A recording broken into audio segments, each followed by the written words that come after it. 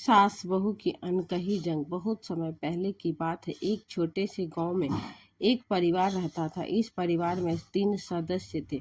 पिता रमेश, माता शांति और उनकी एक बेटी मीनाक्षी। मीनाक्षी की शादी गांव के ही एक और अच्छे परिवार में हुई थी और उसका पति दीपक था। हालांकि मीनाक्षी का जीवन शांति से शुरू हुआ, लेकिन धीरे धीरे उसकी सास, जो कि उसकी ननद की भी माँ थी, उसकी जिंदगी का हिस्सा बन गई।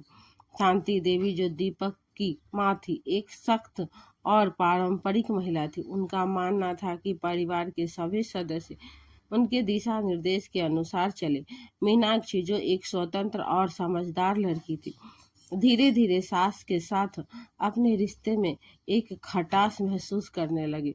शांति देवी मीनाक्षी को अपने स्तर पर समझाने की बजाय उसे लगातार कुछ न कुछ दोष देती रहती।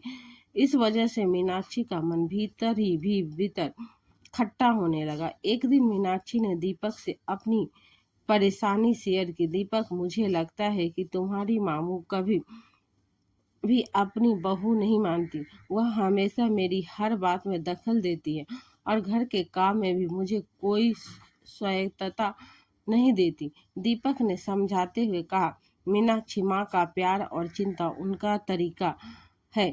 तुम्हें समझना होगा, ये सब तुमसे ज्यादा उम्मीदें रखती है।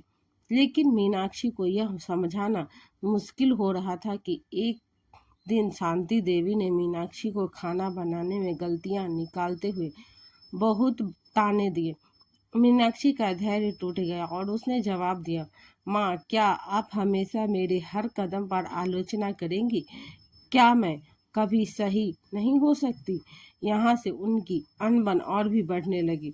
शांति देवी को लगता था कि मीनाक्षी अपने परिवार के रीति रिवाजों को सही से नहीं समझ पाती, जबकि मीनाक्षी को लगता था कि शांति देवी को अपनी परंपराएं इतनी सख्ती से थोपनी नहीं चाहिए। यह सब धीरे धीरे एक बड़ी दरार का रूप लेता गया।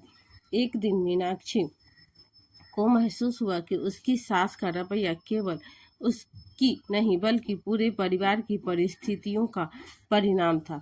शांति देवी दुख का जीवन भी खुद संघर्षों से भरा हुआ था।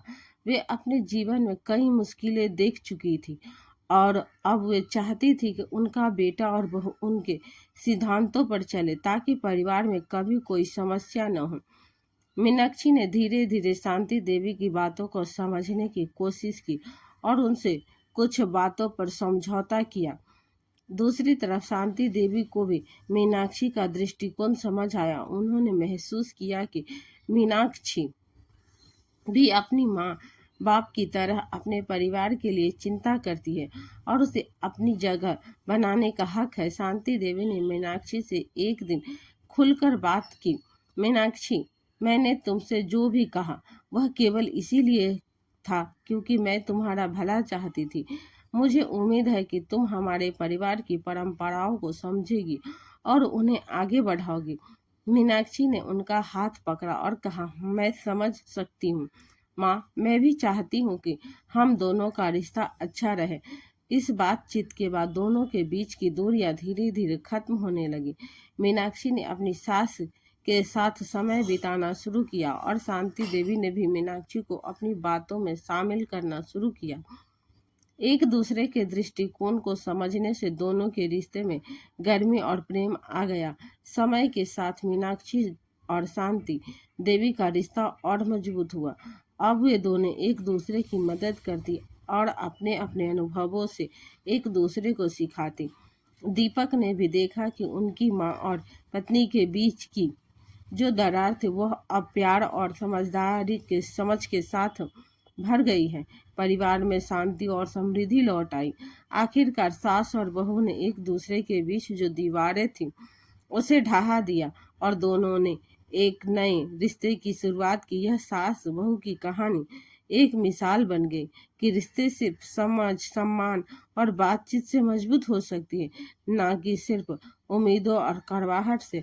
तो दोस्तों, आपको ये सास बहू की कहानी कैसी लगी कमेंट करके ज़रूर बताएं। पेज को फॉलो करना ना भूलें। धन्यवाद।